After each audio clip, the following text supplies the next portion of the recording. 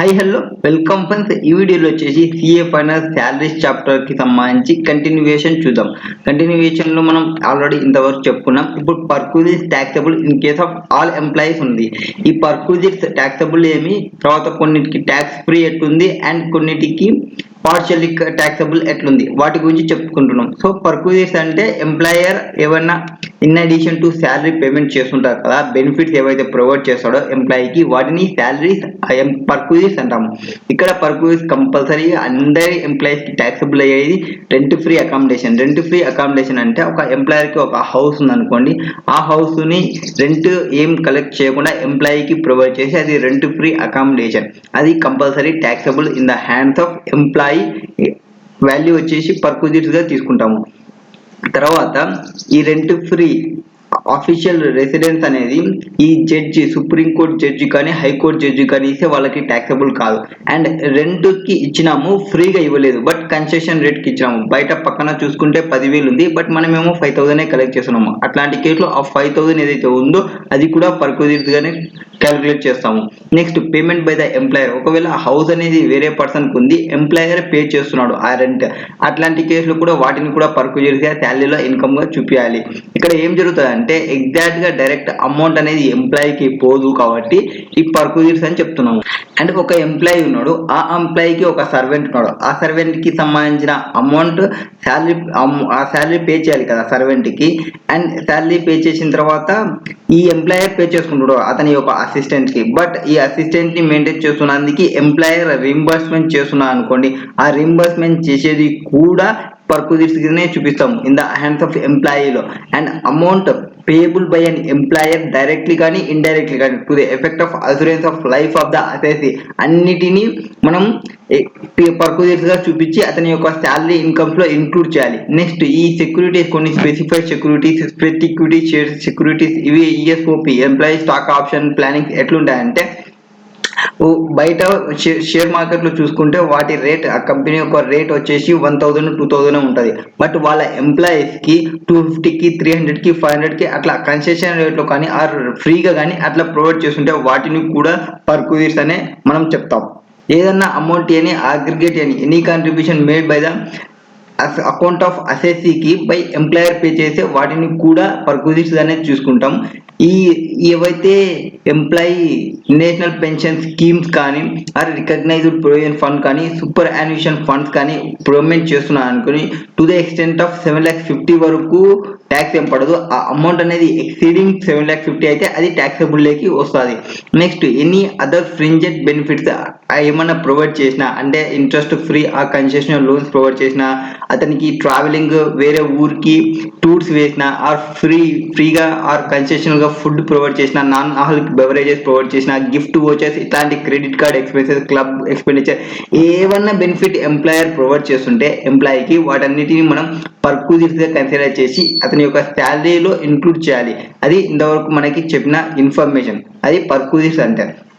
Perquisites మొత్తం total perquisites ఏవైతే ఉంటావో ఆ పర్క్విజిట్స్ కొన్నిటికి డిపాజిట్ చేసింటారు కదా, ఆ డిపాజిట్స్ అనేది ఇప్పుడు 7,50,000 వరకు అతనికి ఎగ్జామ్షన్ వస్తుందని చెప్పినాము. ఆ అమౌంట్ ఏదైతే డిపాజిట్ చేసేటప్పుడు 7,50,000 బిలోనే ఉంది, బట్ రిసీవ్ చేసుకునేటప్పుడు ఎక్సెస్ ఉంది అనుకోండి, మేబీ వాళ్ళు ఇంట్రెస్ట్ ఇంక్లూడ్ చేయొచ్చు, డివిడెండ్ ఇంక్లూడ్ చేయొచ్చు, ఎనీ అమౌంట్ ని ఇంక్లూడ్ చేయొచ్చు. అట్లా ఉన్నప్పుడు ఈ ఎక్సెస్ ఏవైతే వస్తావో వాటిని క్యాల్కులేషన్ కోసం చేయడం కోసమే ఈ యొక్క ఫార్ములా ఉన్నది. ఇక్కడ ఏదైతే ఫార్ములా ప్రొవైడ్ చేసినారో ఆ ఫార్ములా ఏం చెప్తుంది, taxable perquisites is equal to means perquisite లో ట్యాక్సబుల్ ఎంత వరకు వేయాలి అంటే పీసీ డివైడెడ్ బై 2 అంటే half into r plus PC1 plus TP1 into are.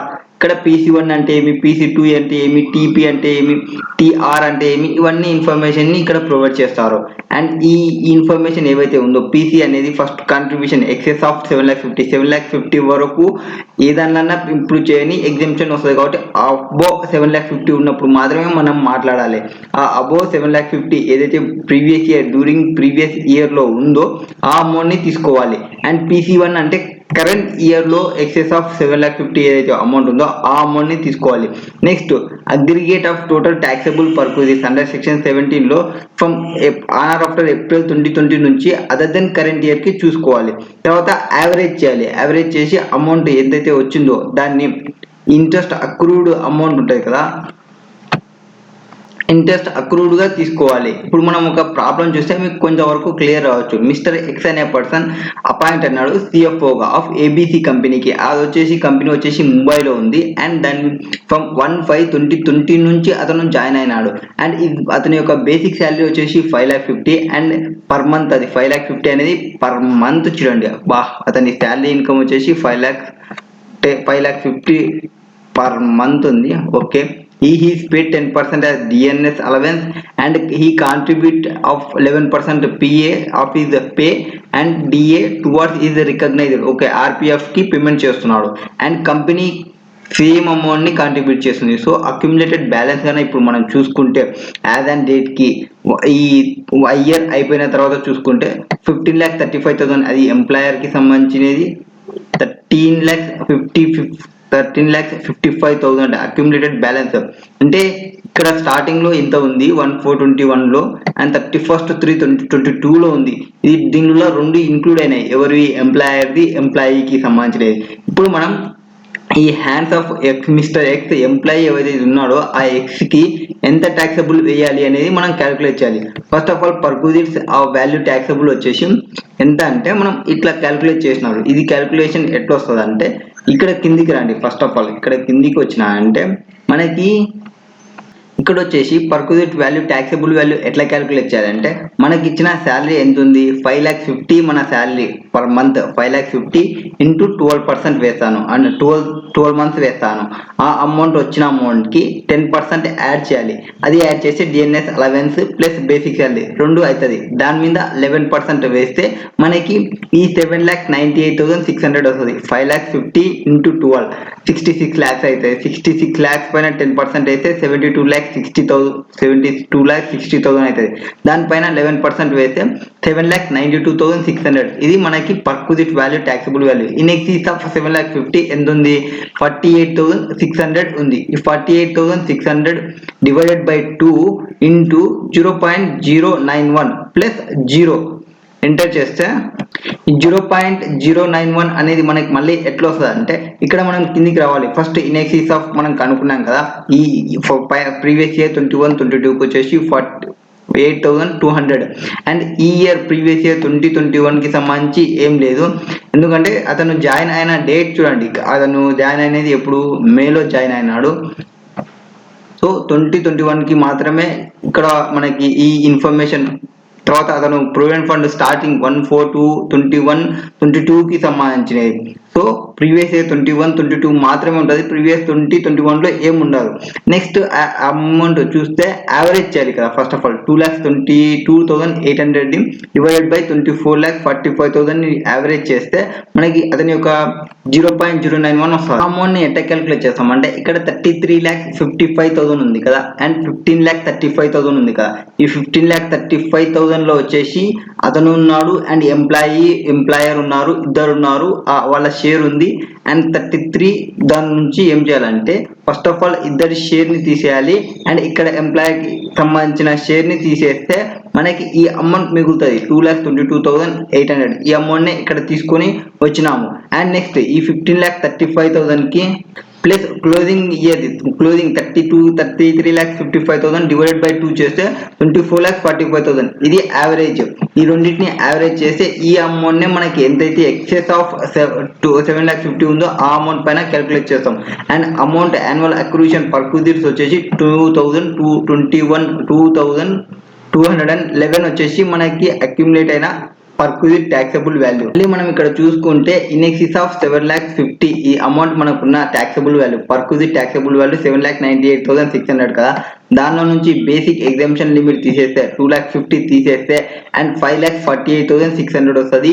దీనికి మనం చార్జబుల్ టు ట్యాక్స్ ఎంతైతే వస్తుందో అంటే 48,600 పైన 20% వేసి 5 lakhs లో 2,50,000 పైన 5% వేసి అది ట్యాక్స్ క్యాలిక్యులేషన్ అట్లా క్యాలిక్యులేషన్ చేయాలి. ఈ ఎంప్లాయీస్ కాంట్రిబ్యూషన్ కి సంబంధించి కొన్ని ట్యాక్స్ ఫ్రీ పర్క్యూజిట్స్. కొన్ని ట్యాక్స్ ఫ్రీ పర్క్యూజిట్స్ అంటే వీటిపైన ట్యాక్స్ ఏం పడదు అంటే exempt from tax in the hands of all employees. ఏ దానికి సంబంధించినది ఈ టెలిఫోన్ కి సంబంధించి ఎంప్లాయర్ ప్రొవైడ్ చేస్తే ఎంప్లాయీకి అట్ హిస్ రెసిడెన్స్ లో, తర్వాత ట్రాన్స్పోర్టేషన్ ఫెసిలిటీ ఈ ట్రాన్స్పోర్టేషన్ ఫెసిలిటీ అనేది ఫుల్ గా ఫ్రీ అన్న ఉండొచ్చు ఆర్ అట్ కన్సెషనల్ రేట్ అన్న ఉండొచ్చు.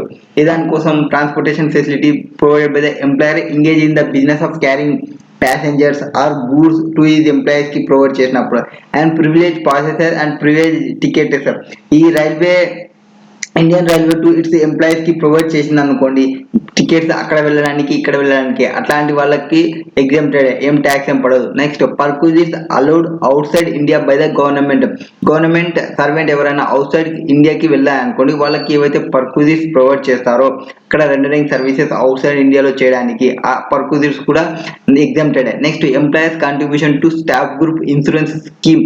ఇంకా ఈ ఎంప్లాయీస్ కాంట్రిబ్యూషన్ స్టాఫ్ గ్రూప్ ఈ గ్రూప్ ఇన్సూరెన్స్ అని కొంత అమౌంట్ వస్తాయి. మనం ఫామ్ 16 కనుక చూస్తుంటే ఇన్కమ్ ట్యాక్స్ ఫైల్ చేసేటప్పుడు అవి కూడా డిడక్షన్ క్లెయిమ్ చేస్తాము. Next annual premium by employer on personal accident policies. ఏమన్నా ఈ వాళ్ళ ఎంప్లాయీస్ కి సంబంధించి లైఫ్ ఇన్సూరెన్స్ ఏమన్నా చేస్తే అవి కూడా ఎగ్జామ్టెడ్ అంటే ట్యాక్స్ ఏం పడదు. Refreshment provided to all employees doing work hours in office premises.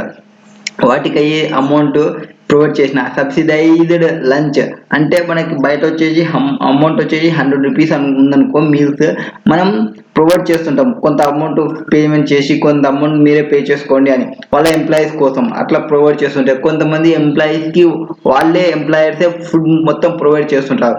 So అట్లా అప్ టు 50 రూపీస్ వరకు ప్రొవైడ్ చేయొచ్చు. అదేం పర్క్యూజిట్ గా తీసుకోము. And recreational facilities including club facilities extended government general ఈ క్లబ్ ఫెసిలిటీస్ కొన్నిటికి ప్రొవైడ్ చేస్తుంది. కొన్ని క్లబ్స్ ఉంటాయి. ఈ లాయర్స్ వాళ్ళు క్లబ్ ఒకటి డాక్టర్స్ వాళ్ళకి క్లబ్ ఒకటి అట్లాంటి క్లబ్స్ ఏమైనా ప్రొవైడ్ చేస్తుంటే వాళ్ళకి కొంచెం రిఫ్రెష్మెంట్ కోసం ఆ రిక్రియేషనల్ కోసం amount spend on training of employees. వాళ్ళ ఎంప్లాయీస్ ట్రైన్ కావడానికి వాళ్ళు ట్రైనింగ్ ఎంప్లాయీస్ ఇవ్వడానికి అమౌంట్ పే చేస్తారు కదా రిఫ్రెషర్ మేనేజ్మెంట్ కోర్సెస్ కానీ వాళ్ళకి అయ్యే బోర్డింగ్ లాడ్జింగ్ కానీ ఎక్కడైనా వేరే చోటికి పంపించి నేర్చుకొని రావాలి అన్నప్పుడు అట్లాంటికి అమౌంట్ ఏదైనా పేమెంట్ చేస్తే అది కూడా ఎగ్జామ్టే పర్పస్ ఏవైతే పే చేస్తారో వాళ్ళకి లీవ్ ట్రావెల్ కన్సెషన్స్ ఏమైనా ప్రొవైడ్ చేస్తే అండ్ దానికి కొన్ని కండిషన్స్ ఉన్నాయి సెక్షన్ 10 ప్రకారం. Next medical facilities rent free official residence ఏమైనా ప్రొవైడ్ చేస్తే ఎవరికి ఈ సుప్రీంకోర్టు హైకోర్టు జడ్జికి పేమెంట్ చేసినప్పుడు. నెక్స్ట్ కన్వేయన్స్ ఫెసిలిటీ కొన్ని conveyance provide to high court judges కి సుప్రీంకోర్టు జడ్జెస్ కి ప్రొవైడ్ చేసినప్పుడు అవి ఎగ్జామ్టెడ్ అయిపోతాయి. Exemption in respect of leave travel concession అనేది కొన్ని కండిషన్ ని సాటిస్ఫై చేయాలి. అంటే కొన్ని condition any place in India either on leave ఉండొచ్చు or after retirement from service ఉండొచ్చు or after termination of is service కావచ్చు. రిటైర్మెంట్ అంటే టైం అయిపోయి టర్మినేషన్ అంటే అప్పుడప్పుడు అతను వెళ్ళిపోవాలనుకున్నప్పుడు అట్లాంటి కేసులో ఉన్నప్పుడు. ఫర్ ఎగ్జాంపుల్ మనం ఎగ్జాంపుల్ 13 చూద్దాం. And employee does not avail any LTC for the block 18 to 21. So he is allowed to carry forward maximum one unavailed LTC to be used in succeeding block of 20 to 25 కి. ఇప్పుడు ఏం చేయొచ్చు అంటే accordingly అతను avail చేసుకుంటాడు LTC in April 2022లో the same ఏవైతే అతను తీసుకుంటాడో 18-21 కి సంబంధించినది ఇక్కడ క్యారీ ఫార్వర్డ్ చేస్తున్నావు కదా దానికి సంబంధించి eligible exemption in respect of that journey and 2 more journeys can further avail అంటే ఇంకొక 2 జర్నీస్ కలుపుకోవచ్చు నెక్స్ట్ బ్లాక్ కి వచ్చినప్పుడు అండ్ మానిటరీ లిమిట్స్ కి సంబంధించి. నెక్స్ట్ ఈ లీవ్ ట్రావెల్ లో వచ్చేసి జర్నీ అనేది ఎట్లా పర్ఫామ్ చేయొచ్చు అంటే ఇతను వెళ్ళొచ్చు ఇతనితో పాటు ఇంకొక 2 more జర్నీస్ వెళ్ళొచ్చు అతనితో పాటు వెళ్ళాలనుకుంటే లీవ్ ట్రావెల్ అతనికి ప్రొవైడ్ చేశాను అనుకోండి. మాక్సిమం ఎంప్లాయీస్ వాళ్ళ స్పౌసెస్ వాళ్ళ చిల్డ్రన్స్ ని అట్లా పిలుచుకొని పోతుంటారు. సో అతనితో పాటు ఒక 2 వరకు ప్రొవైడ్ చేస్తారు. నెక్స్ట్ ఇక్కడ ఏ జర్నీ పర్ఫార్మ్ బై అంటే ఎంతవరకు ఎంత ఎయిర్ కి పోతే ఎట్లా రైల్వేకి పోతే ఎంత ఆర్ రోడ్ కి పోతే ఎట్లా అట్లాంటి కేసెస్ ప్రొవైడ్ చేస్తారు అక్కడ. నెక్స్ట్ ఇక్కడ mister Dinesh went on holiday on 10/12/2021 to Kerala with his wife and 3 childrens. ఇక్కడ 3 చిల్డ్రన్స్ ఉన్నారు చూడండి. మనకి వచ్చేది ఎంతమందికి అతనితో పాటు ఇంకొక 2 జర్నీ తీసుకోపోవచ్చు అంటే అతని వైఫ్ ని తీసుకోపోవచ్చు అతని చిల్డ్రన్ ని తీసుకోపోవచ్చు. బట్ ఇక్కడ ఏమైందంటే 1 daughter ఏజ్ వచ్చేసి 4 years ఉంది. ట్విన్స్ సన్స్ ఉన్నారు ఏజ్ 2 years ఉంది. అంటే ఇక్కడ ట్విన్స్ అంటే ఇద్దరు ఒకటే పర్సన్ లాగా ఉంటారు. ఇట్లా తీసుకపోయేటప్పుడు వాళ్ళని 1 గా కౌంట్ చేస్తారా ఆర్ 2 గా కౌంట్ చేస్తారా, ఇది క్వశ్చన్ అన్నమాట. And they went by flight, economy class లో పోయినారు. And total ticket cost reimbursed by the employer. ఇక్కడ ఎంప్లాయర్ రింబర్స్మెంట్ చేస్తున్నారు కదా లీవ్ ట్రావెల్ కన్సెషన్ కి, ఈ అమౌంట్ ఏదైతే ఉందో ఆ అమౌంట్ అనేది మనకి ఎగ్జామ్ట్ అవుతుందా ఆ ట్యాక్సబుల్ అవుతుందా మనం చెప్పాలి. ఆ అమౌంట్ 50,000 ఇస్తాడు, 35,000 for adults, 15,000 for 3 minor childrens కి మొత్తం ఇచ్చినాడు. ఎంతవరకు ఎగ్జామ్షన్ వస్తుంది, ఏది ట్యాక్సబుల్ అవుతుంది అని మనం చెప్పాలి.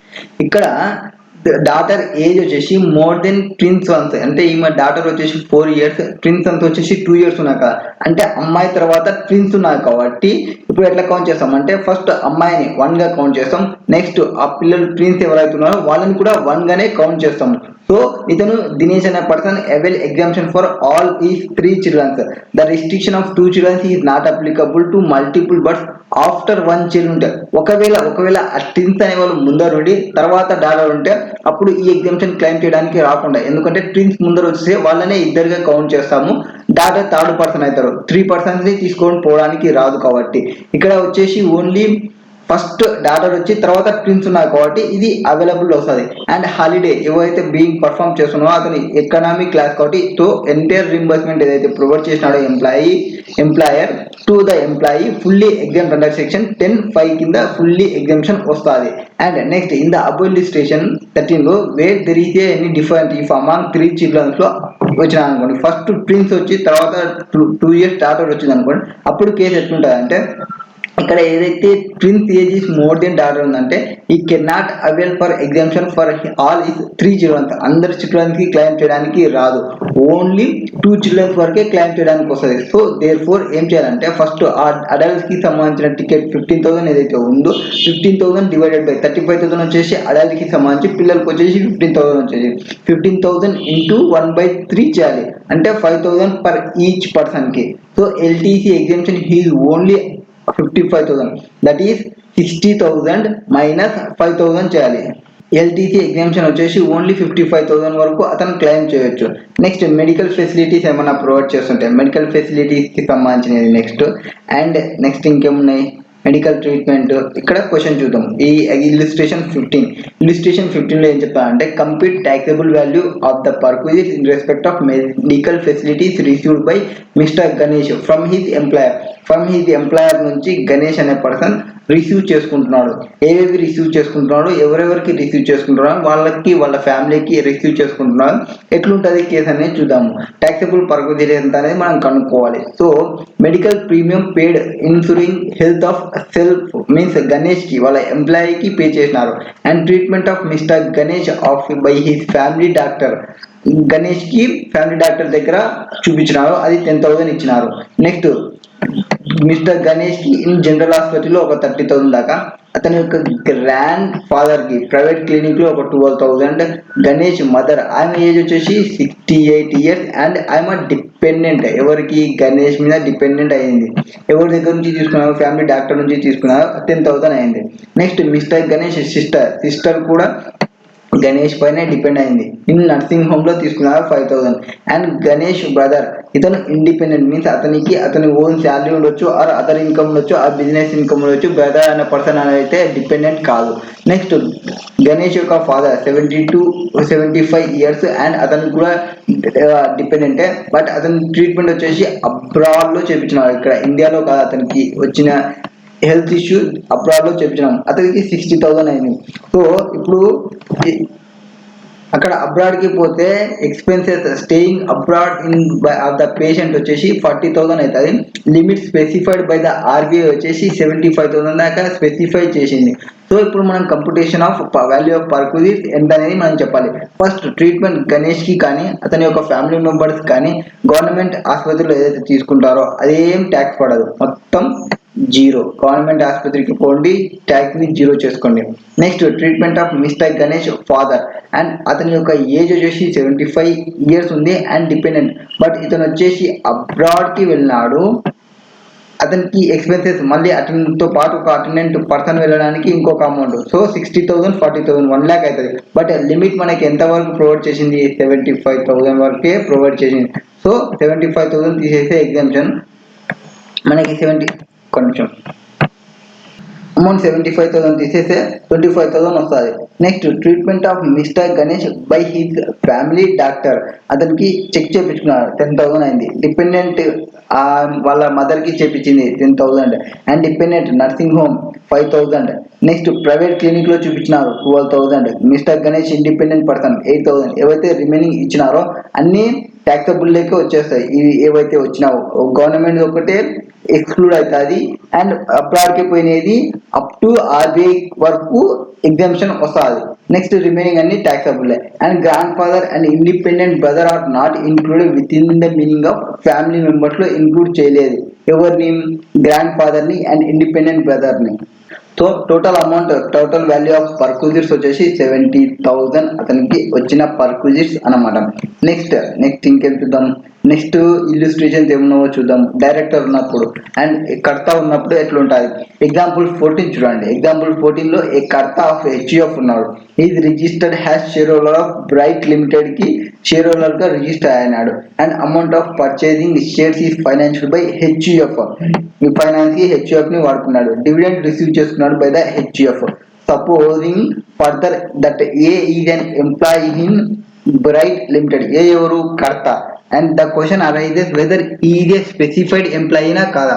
అంటే షేర్ హోల్డర్ గా ఉన్నాడు, ఎంప్లాయీగా ఉన్నాడు అండ్ దానికి సంబంధించి కంపెనీకి ఫైనాన్స్ వచ్చేసి హెచ్యుఎఫ్ నుంచి చేసినారు. ఇప్పుడు అతను స్పెసిఫైడ్ ఎంప్లాయీ అవుతాడా కాదా అనేది చూసుకోవాలి. First of all in this case లో he can not be called as specified person since he has no beneficial interest. ఎవరిని మనం స్పెసిఫైడ్ పర్సన్ అంటామంటే ఎవరైతే బెనిఫిషియల్ ఇంట్రెస్ట్ ఉందో వాళ్ళని మాత్రమే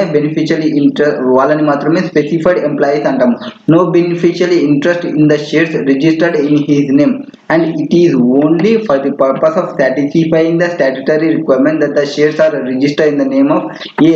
సో జస్ట్ ఒక నేమ్ రిజిస్టర్ చేయాలి కాబట్టి బ్రైట్ లిమిటెడ్ లో దానికోసం అతని నేమ్ ని ఇంక్లూడ్ చేసినారు. All the benefit arising from the share holding goes to the HUF. Direct HUF కి పోతుంది. ఎందుకంటే ఫైనాన్స్ ఇచ్చినది ఇది, ఇంట్రెస్ట్ కంపెనీ ఇంట్రెస్ట్ కి పేమెంట్ చేయాల్సినది దీనికే, ఆ అమౌంట్ అంతా హెచ్యుఎఫ్ కి పోతుంది. Conversely it may be noted that the employee who is not registered share holder will be considered has specified employee if is has beneficial interest in 20% or more. అతనికి 20% or more equity shares లో కనుక ఉంటే అతను specified employee అంటాము. Next employee drawing in excess of 50,000. ఎప్పుడైతే 50,000 exceed అయ్యి salary drawing చేస్తుంటే అతన్ని స్పెసిఫైడ్ ఎంప్లాయీ అంటాము.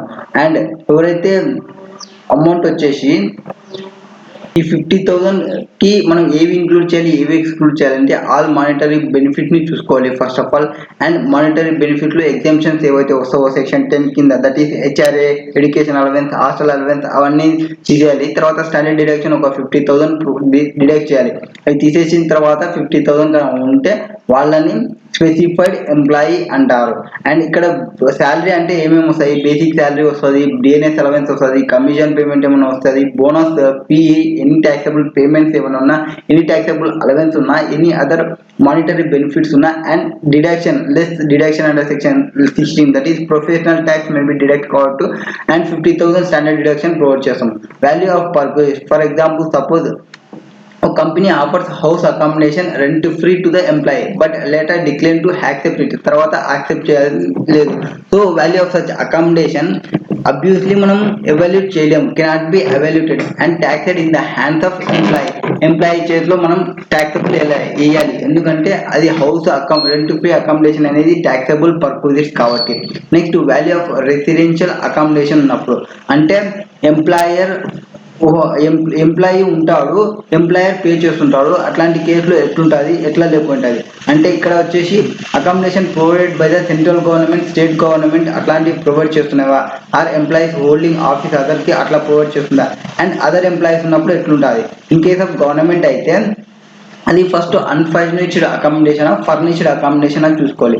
అన్ఫర్నిష్డ్ అకామిడేషన్ అయితే license fee determined by the central government, state government. ఆ లైసెన్స్ ఫీ ఏమైనా ఉందా, ఆ అమౌంట్ అంతా చూసినా దానికి తర్వాత rent actually paid by the employer ఎంత అనేది ఆ అమౌంట్ నుంచి, ఈ లైసెన్స్ అమౌంట్ నుంచి యాక్చువల్లీ పే చేసిన అమౌంట్ లెస్ చేయాలి.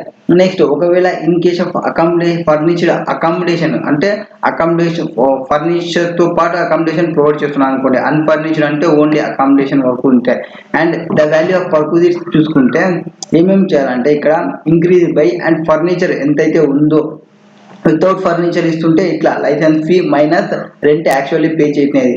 ఫర్నిచర్ కూడా ప్రొవైడ్ చేస్తుంటే furniture own by the employer and 10% of per annum కాస్ట్గా తీసుకొని, అంటే ఇంక్లూడింగ్ ఇవేవి ప్రొవైడ్ చేయొచ్చు ఫర్నిషింగ్ అంటే టీవీ కానీ, రేడియో సెట్ కానీ, రిఫ్రిజిరేటర్ కానీ, household appliance, air conditioner, plant and machine ఇట్లాంటివన్నీ ఉండొచ్చు.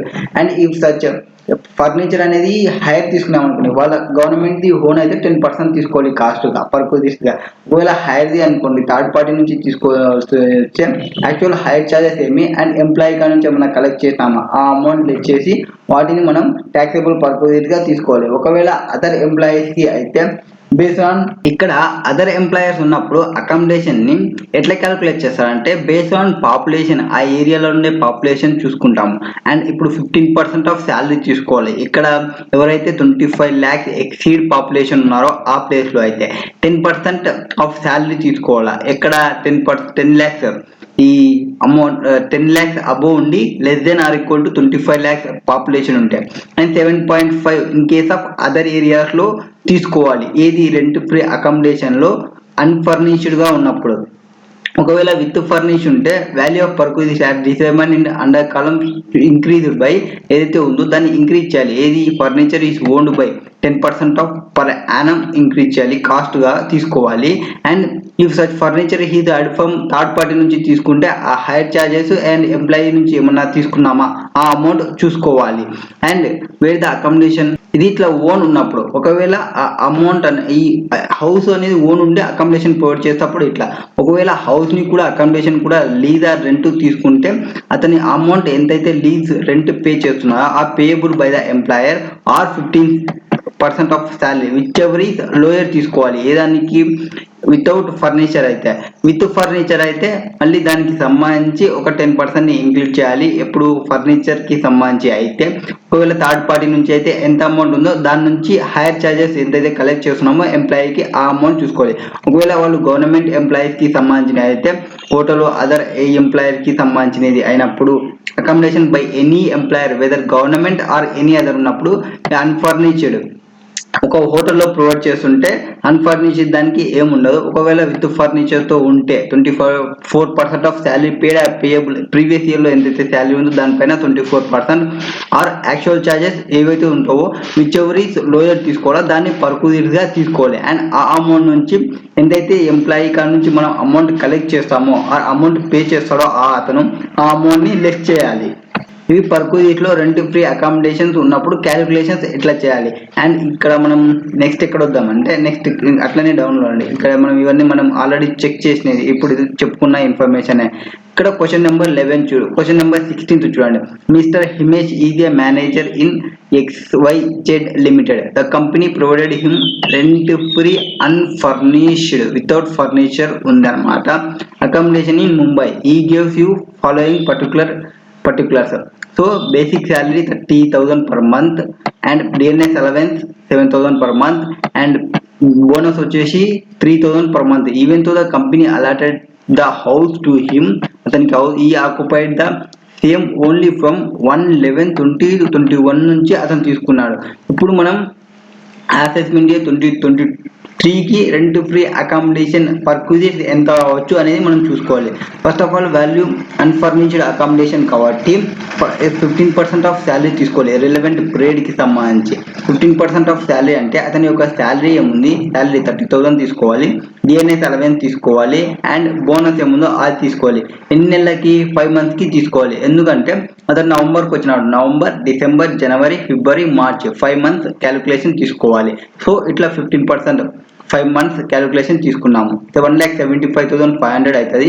దాని మీద 15% చేస్తే 26,235 అతని యొక్క unfurnished value of rent free unfurnished accommodation కి సంబంధించి.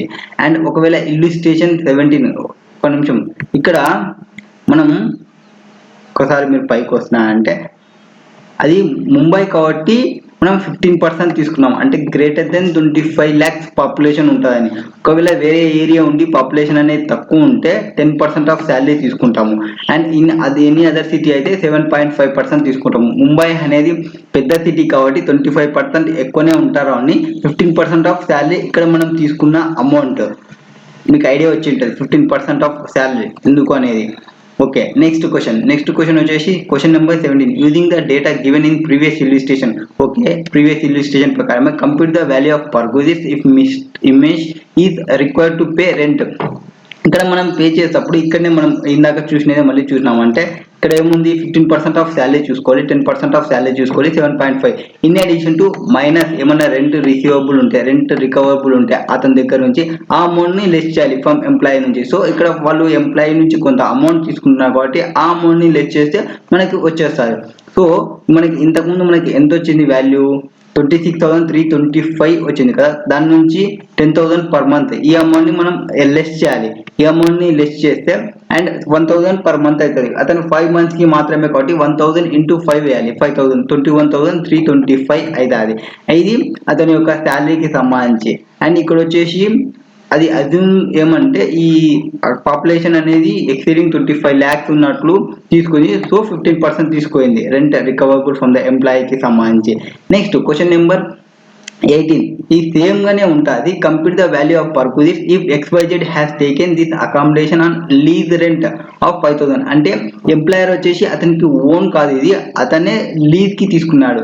అండ్ మిస్టర్ హమేష్ కూడా పే చేయాల్సి ఉంది, pay rent 1,000 of the company. So same అట్లనే వస్తుంది. ఫస్ట్ ఆఫ్ ఆల్ 26,000 ఏదైతే మనం క్యాలిక్యులేట్ చేస్తామో అట్లనే తీసుకుంటాము.